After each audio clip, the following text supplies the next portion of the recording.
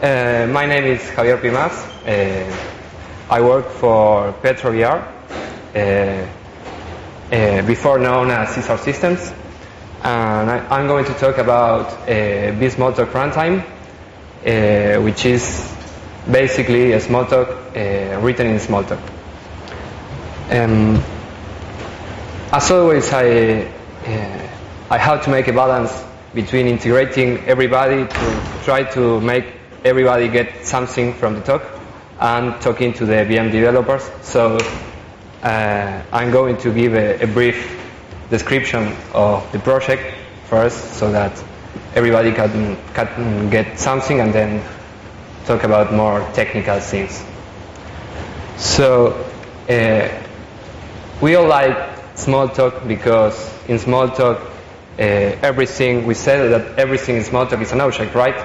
But I have to say that that is not so true, right?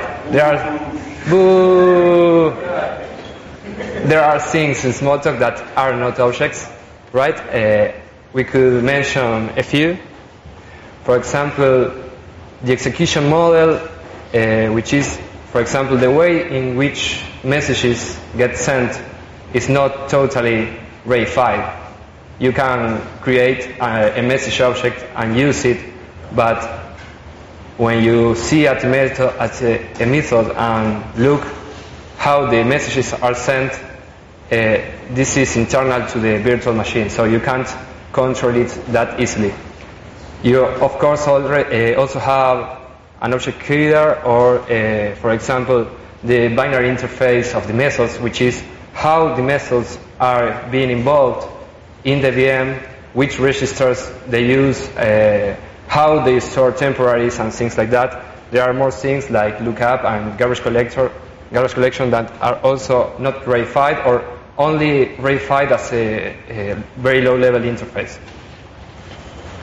Here we have some examples: access to primitives, basically, or access to functions of the VM, like flushing the code cache, or a primitive like creating a new object, things like that, are not reified.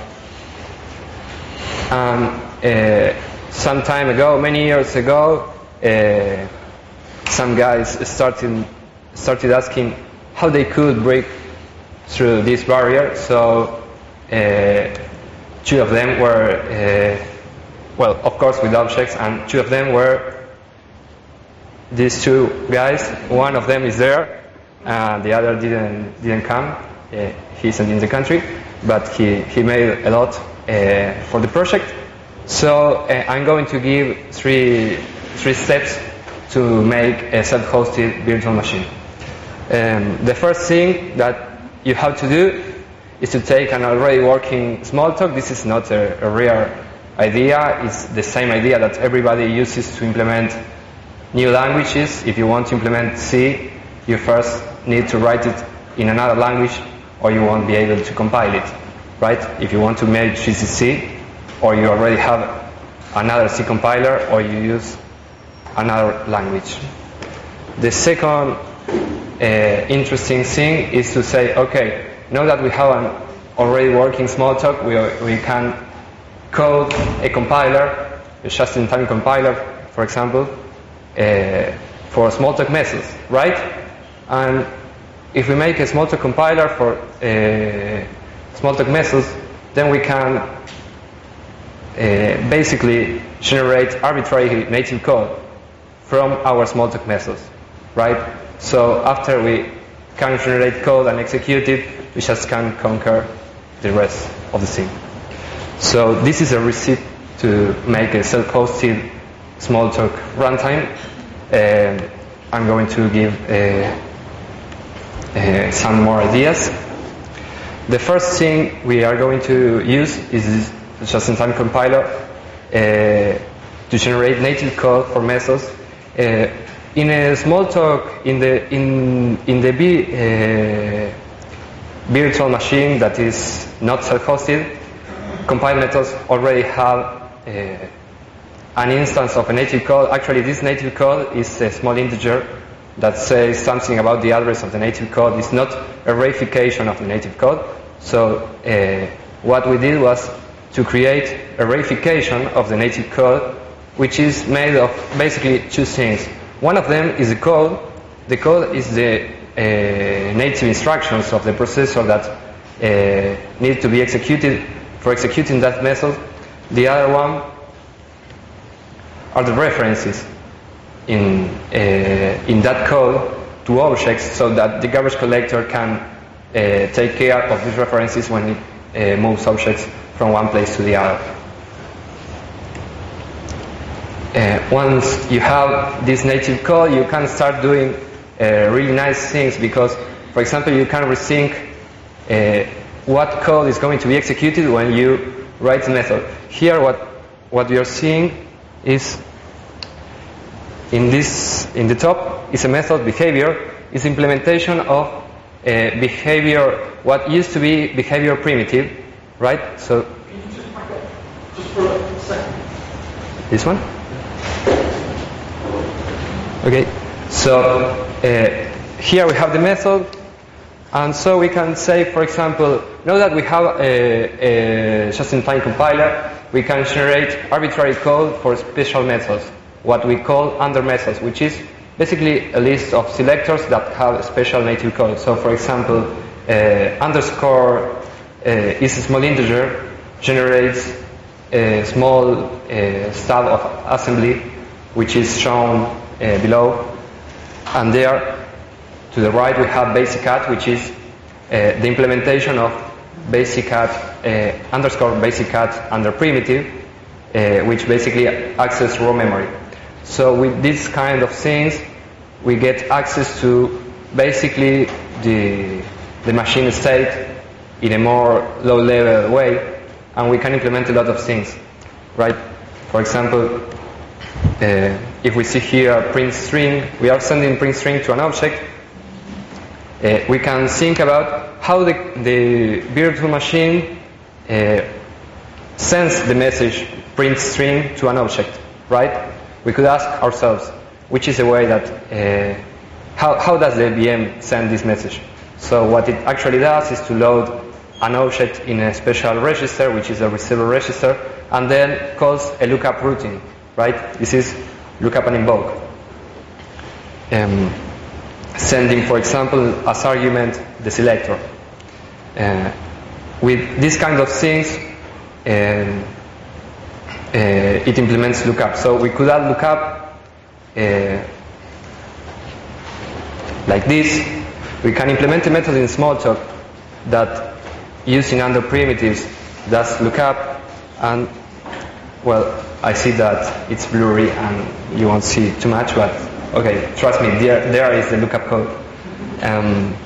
So basically you can use under primitives, and also this method sends messages, so you can also tell the just-in-time compiler that these messages are going to be statically searched and invoked, right? So the lookup can't do lookup because it will fall in a long recursion, yeah? in an infinite recursion. So we tell the nativizer that the messages here are special messages that can be invoked directly, right? And with that, we solve the problem of bootstrapping lookup. With this, we apply some magic. We put basically everything that is the kernel of a Smalltalk. We add the lookup, and we also add the native code for all methods in an image. And we generate with a PE file generator. We apply some magic, and we generate a library.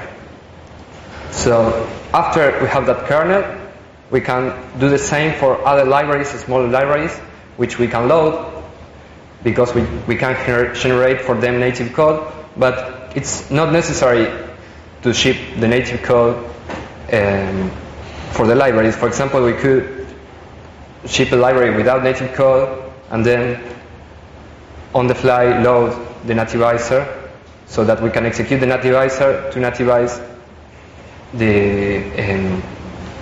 the bytecodes of the library, of the methods in the library, and generate the native code on the fly, as all Smalltalk that uses Git do. We can also, for example, ship our library without the compiled code, but only with the source code. So we can, for example, when we want to execute this piece of code that is in the bottom, we can first load the compiler, then we can, but the compiler we can ship it with without native code, so we have to use the nativizer to generate the native code for the compiler, and with this compiler we can compile our source code, and then with our Git we can generate native code for the method and then execute. So that's basically the idea of the project. We can generate with this a complete Smalltalk. For example, last year I had shown that the user interface of our Smalltalk is basically wrapping Windows libraries. So with only implementing support for FFI, we could use our user interface without doing too much. So we have all the user interface working.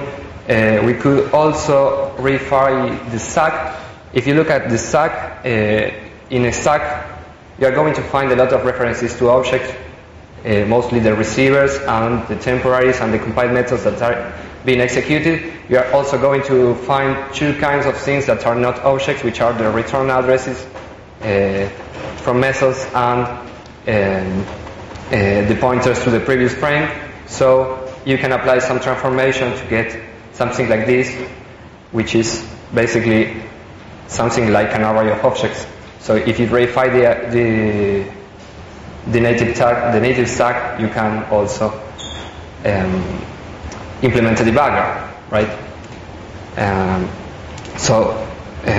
I've shown also that last year we implemented the copying collector, which is basically the kind of collector that is used for generational garbage collection, which moves objects from one place to the other, leaving a forwarding pointer.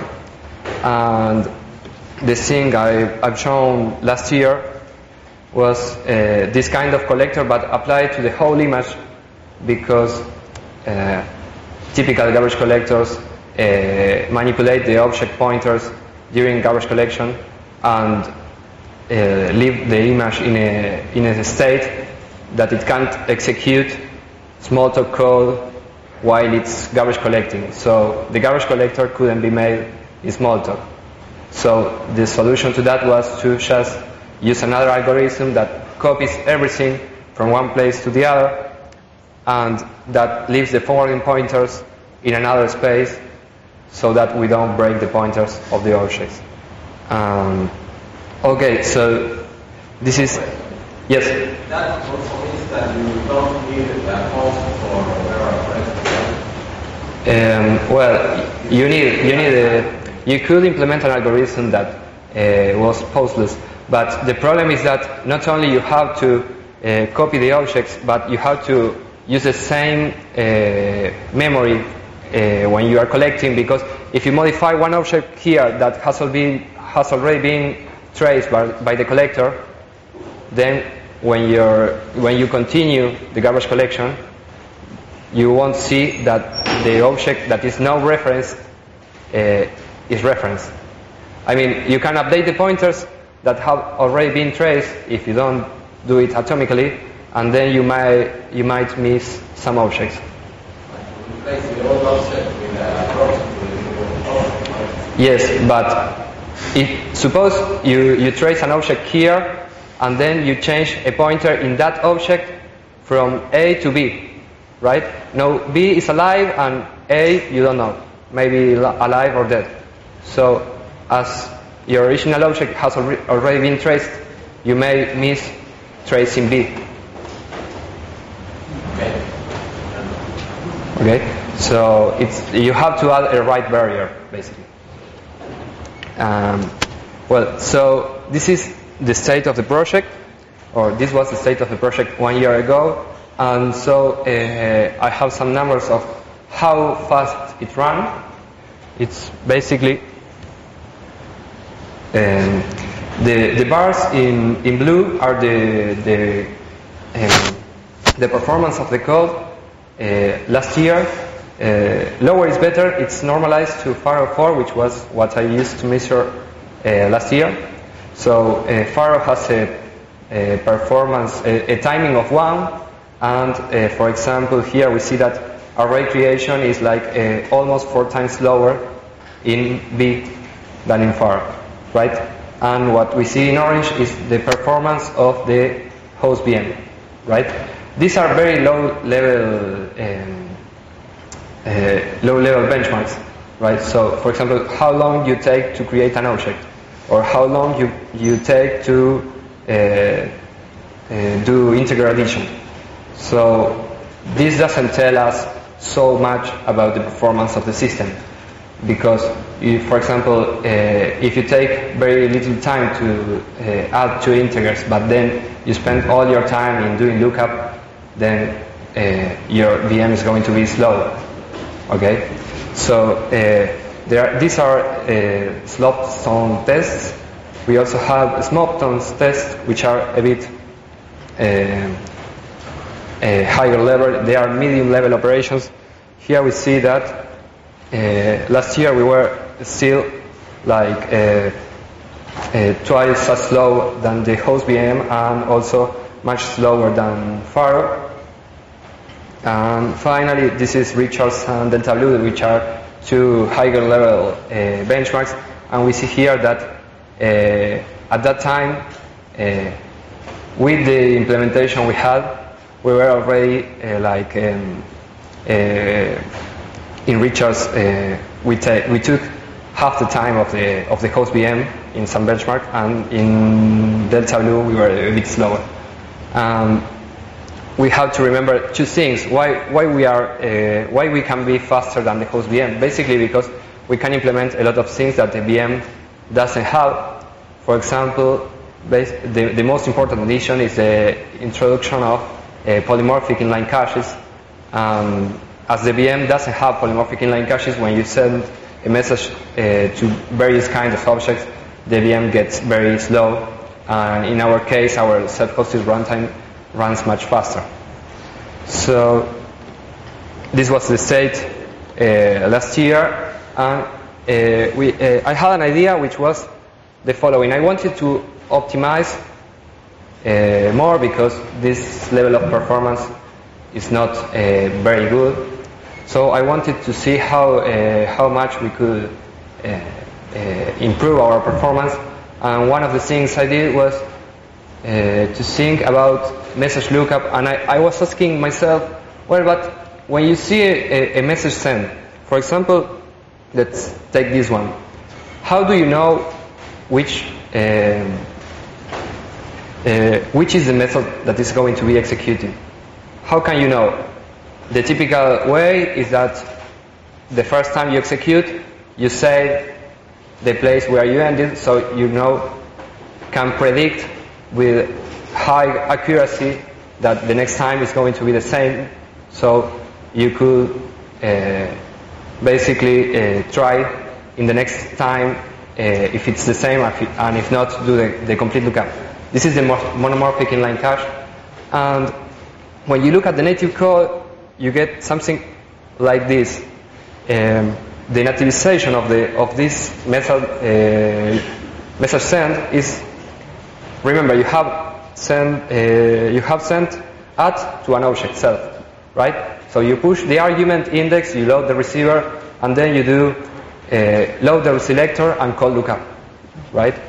And after doing lookup, what you get is sorry, going to use this one. Hello? You hear? Yeah.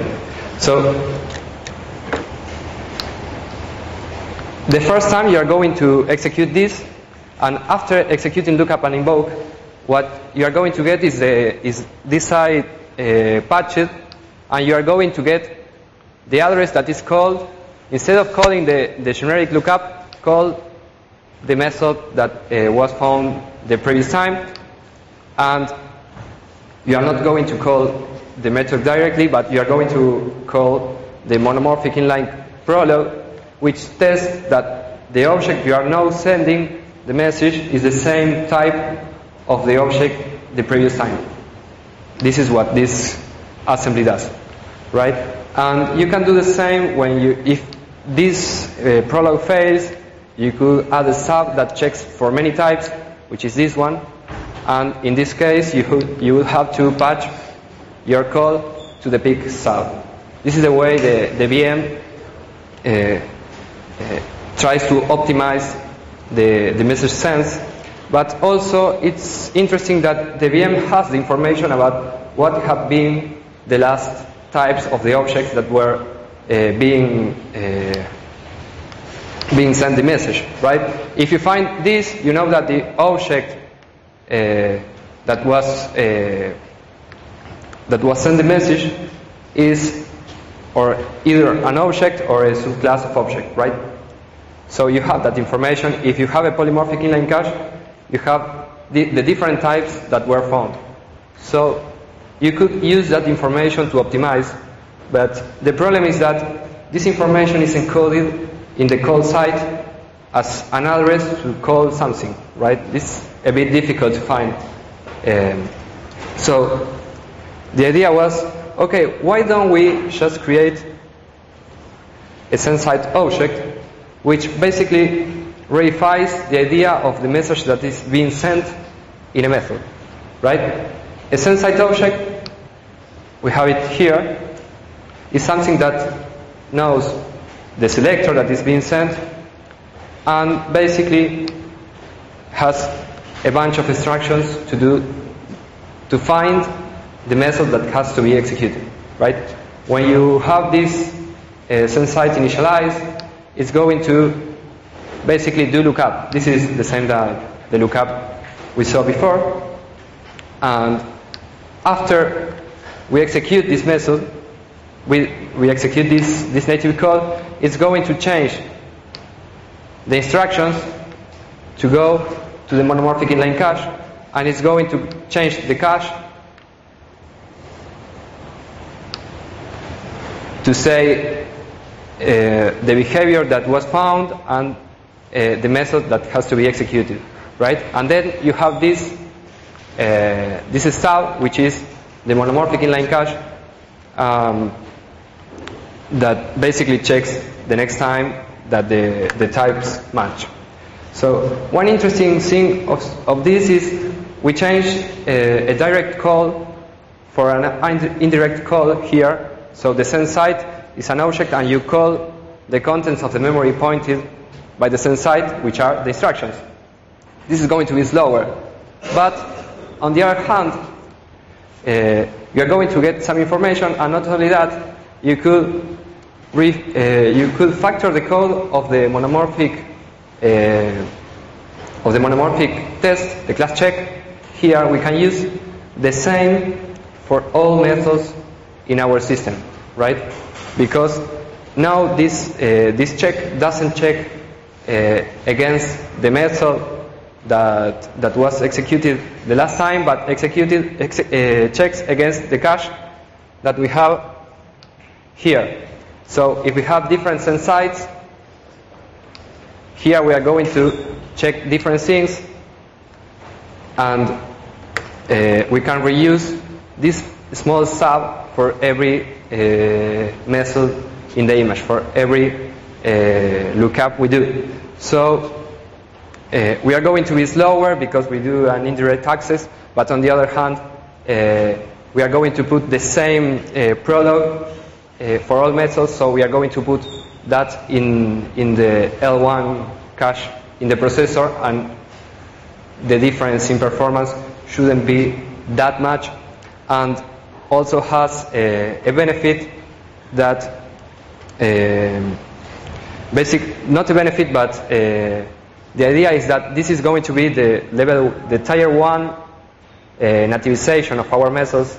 So if we want to execute some code that is more efficient, we can do it. We have to generate a different kind of native code that doesn't use SendSite, but for a first tier of optimization, this is going to be very good, and it's going to give us a lot of information. So we can change, for example, this one. If the prolog fails, it can change the state to a polymorphic state, and with that, we have a peak. Okay, so, well, that was one of the interesting things we did this year. It allowed us to gain more information about the way methods are executed. Lookup performance is very, very important for the speed and the performance of the whole VM. So this was a very interesting idea. We did a lot of things. For example, we could change the SendSite to specify that the message that is being sent is a static send.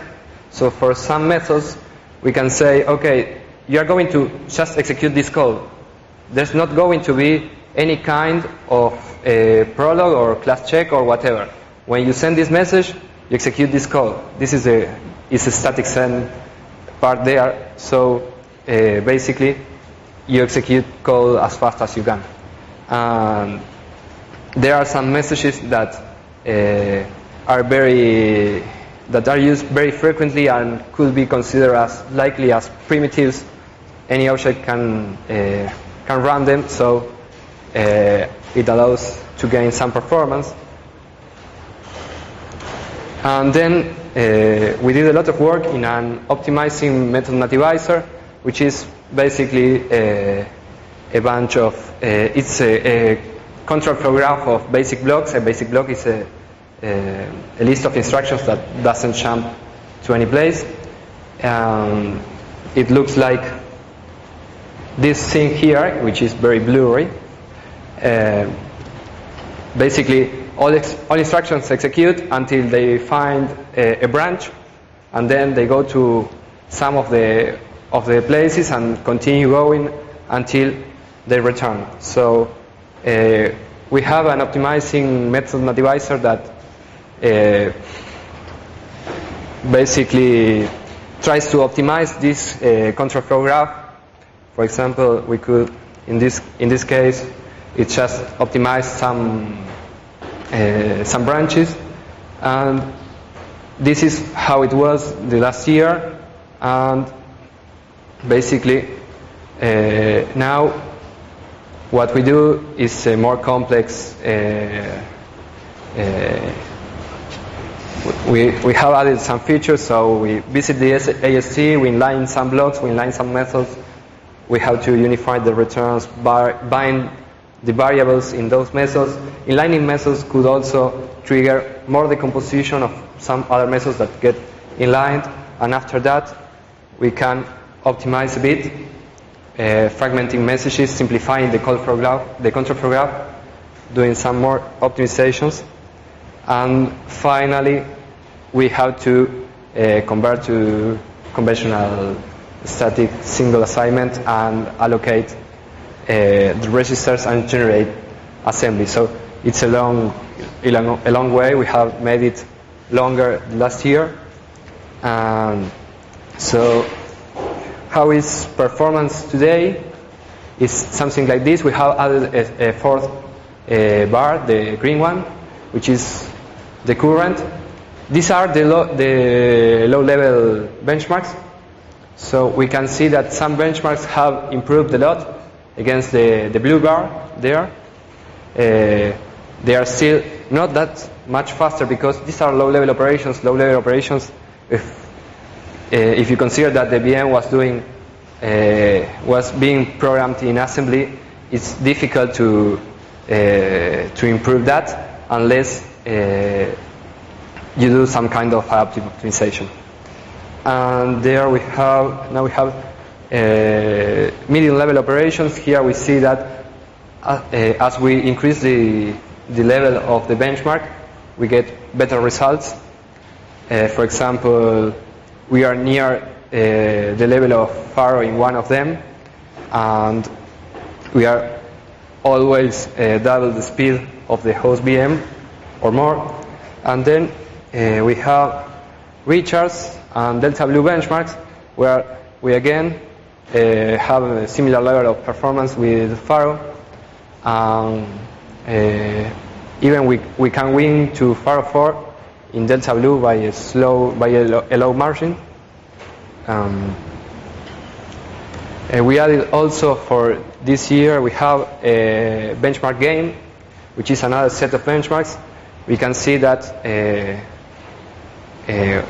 we are also mostly faster than the VM, and we can see that there are some points where we are slower than the VM. For example, Mandelbrot, there, embody and spectral norm. There are some places where we are much slower than the host VM, not only Faro, but the host VM.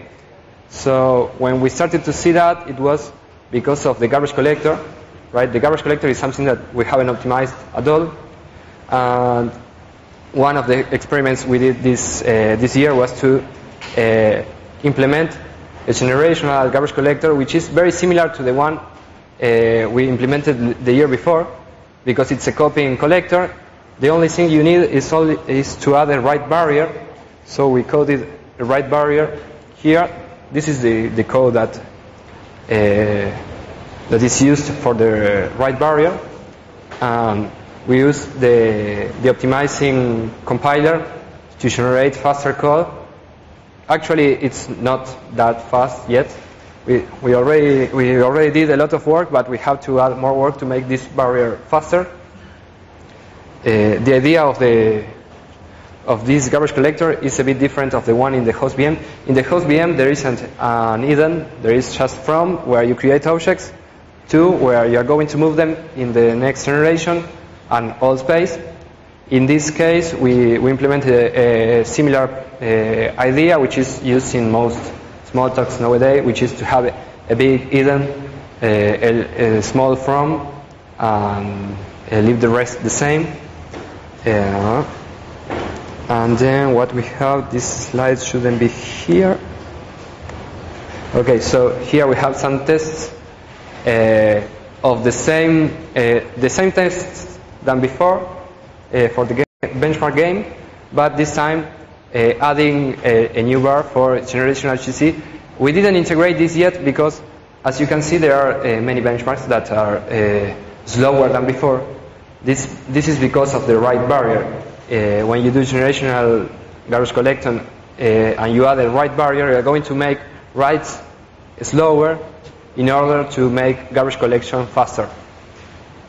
So the idea is that some things are going to get faster and some things are going to get slower. So until we optimize the write barrier, we haven't integrated the garbage collector, the generational one. Well, we can see that, for example, the spectral norm is much faster now, and Mandelbrot is also much faster, and that's because we integrated we tested the garbage collector, the generational garbage collector. Well, we can see here that Richards and Delta Blue got a lot slower, so that's all. Conclusions. Okay, so we have a complete runtime. This runtime is able to run everything we can run in our host VM, with some crashes from time to time, but it works mostly. We can compete with the classic. We can compete with classic VMs. We are faster than our host VM, and things that are nice is that there are a lot of experiments that are easier to implement when you have access to all the virtual machine in Smalltalk. You can change anything there, and you have different constraints, right? For example, you can experiment with method lookup, and you can try different strategies, for example, for lookup or for optimization, or because you want to add a new semantic to the language. You can implement all that directly in the virtual machine, because the virtual machine is coded in Smalltalk. So you might try that without risking losing a lot of performance, because there are a lot of experiments in the world about changing the semantics of message send or things like that, but they do that by, for example, hooking does not understand or things like that are very slow. So here we have a nicer environment to prove all that things. And finally, so these are all things that are already done or almost done. We also have remote and profiler there in the bottom. That is something that I'm going to talk on last day of the conference.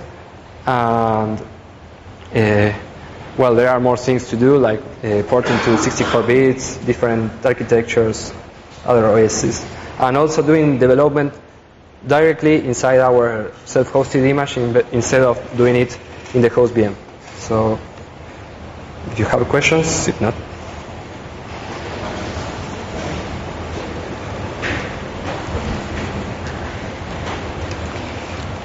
Okay. Thank you.